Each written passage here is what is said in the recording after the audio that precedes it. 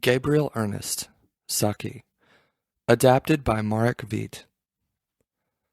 "There is a wild animal in your woods," said the artist Cunningham as Van Shiel was driving him to the station. It was the only thing he said during the journey, but Van Shiel hardly noticed that. "A fox or two," he said. "Nothing worse."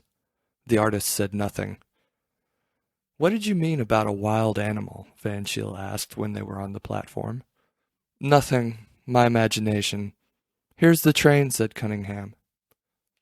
That afternoon Van Shiel went for a walk through his woods as usual. He knew the names of many wildflowers, and he was a great walker.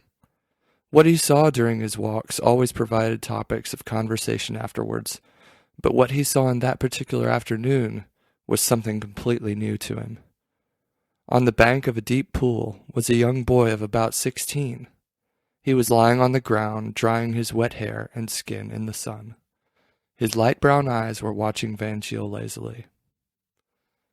Where did this wild-looking boy come from, Van Shiel thought. The miller's wife had lost a child about 2 months before, but that had been a baby, not a half-grown boy. "What are you doing here?" Van Shiel asked.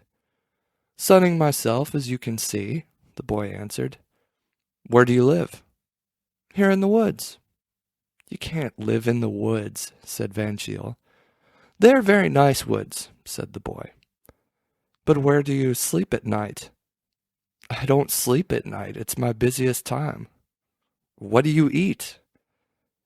"Meat," the boy answered, pronouncing the word very slowly, as if he was tasting it. "Meat? What meat?" "Rabbits, hares, chickens, lambs sometimes. Children, if I can get any. But they are usually well locked in at night, when I do my hunting. It's more than 2 months since I had child meat." Van Shiel ignored the boy's last words. "Our hares are not easy to catch," he said. "I hunt on 4 feet, the boy answered. "Do you mean that you hunt with a dog?" The boy rolled over and laughed in a strange low voice. "I don't think any dog would be very happy to be in my company, especially at night." Van Shiel began to feel that there was something unnatural about this strange boy. "You can't stay in these woods," he said strictly. "I think you would rather have me here than in your house," said the boy. The thought of this wild, naked animal in Van Shiel's beautiful house was alarming. "If you don't go, I'll have to make you," said Van Shiel. The boy turned like a flash and jumped into the pool. A moment later he climbed out on the bank where Van Shiel was standing. Van Shiel's foot slipped as he made a step backward.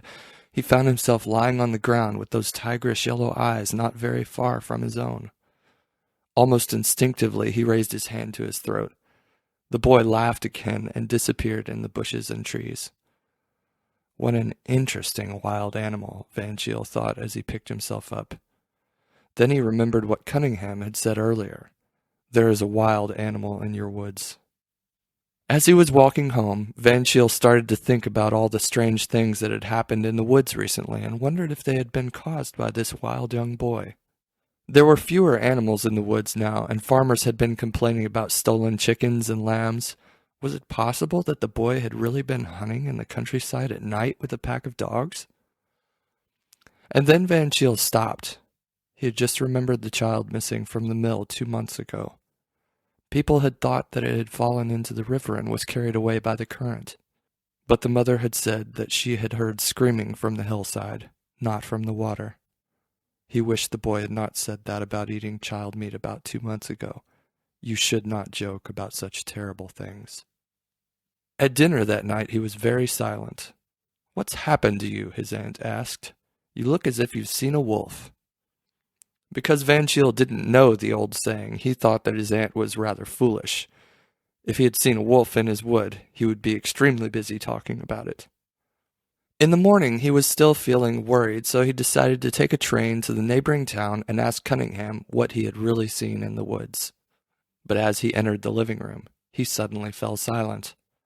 Lying on the sofa was the naked boy from the woods. "What are you doing here?" Van Shiel asked angrily. "You told me not to stay in the woods," the boy replied. "But you can't come to my house. What if my aunt saw you? He quickly covered as much of the boy's naked body as possible with the morning paper. At that moment, his aunt entered the room. "This is a poor boy who has lost his way and lost his memory," Van Cheele explained. "He doesn't know who he is or where he comes from." Miss Van Cheele was very interested. "Perhaps he has got his name on his underwear," she suggested. "It seems that he's lost his underwear too," Van Cheele said, making sure that the newspaper stayed in its place. Miss Van Cheele was as excited as if she had found a little kitten or a puppy. "We must do all we can for this poor boy," she decided. They gave him a bath, dressed him in clean clothes, and combed his hair. Van Cheele could still see the wild look in the boy's eyes, but his aunt thought he was sweet. "We must give him a name until we find out who he really is," she said. "Gabriel-Ernest, I think. Those are nice names." Van Cheele agreed, but he was afraid that the boy was not as nice as the names his aunt had chosen. He was even more certain now that their dog had disappeared from the house and was shivering and barking unhappily at the far side of the garden. Van Cheele decided to find Cunningham immediately. As he drove to the station, his aunt was planning an afternoon tea where Gabriel-Ernest should help her to entertain little children from her Sunday school class. At first, Cunningham did not want to tell Van Cheele much. "My mother was crazy when she died," he explained. "So you will understand why I can't believe my eyes when they see something fantastic and impossible." "But what did you see?" Van Cheele asked. "I thought I saw something extraordinary. The last evening I was with you, I was standing in the orchard watching the sunset. Suddenly I noticed a naked boy who was also watching the sunset. He looked like a wild creature from a myth. He was so fascinating that I wanted to ask him to be my model, but the next moment, as the sun disappeared from sight, the boy vanished too." "What? Just vanished?" Van Cheele said excitedly. "No, and that's what makes it so terrible," the artist answered. "Instead of the boy, there was a large black wolf with horrible teeth and evil yellow eyes." Van Cheele waited for nothing and started running at top speed towards the station. He rejected the idea of sending his aunt a telegram. She would probably think that Gabriel-Ernest is a werewolf was a coded message to which he hadn't given her the key. He hoped that he would reach home before sunset. His aunt was cleaning up some unfinished jam and cake when he finally arrived. "Where is Gabriel-Ernest?" he almost screamed. "He's taking the little Toop child home," said his aunt. "It was getting late, so I thought it wasn't safe for a little child to walk back alone. What a lovely sunset, isn't it?" Van Cheele did not stay to discuss the beauty of the evening sky. He ran along the narrow road which led to the home of the Toops. The sun suddenly went down, and the landscape was covered with gray light, and then Van Cheele heard a scream in the distance and stopped running. No one ever heard of the two boys again.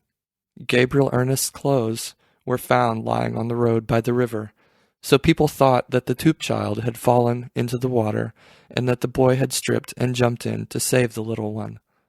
Miss Van Cheele, who was very sad over the loss of the boy she had found, had a memorial put up in the church. It read, "To Gabriel-Ernest, an unknown boy who bravely gave his life for another."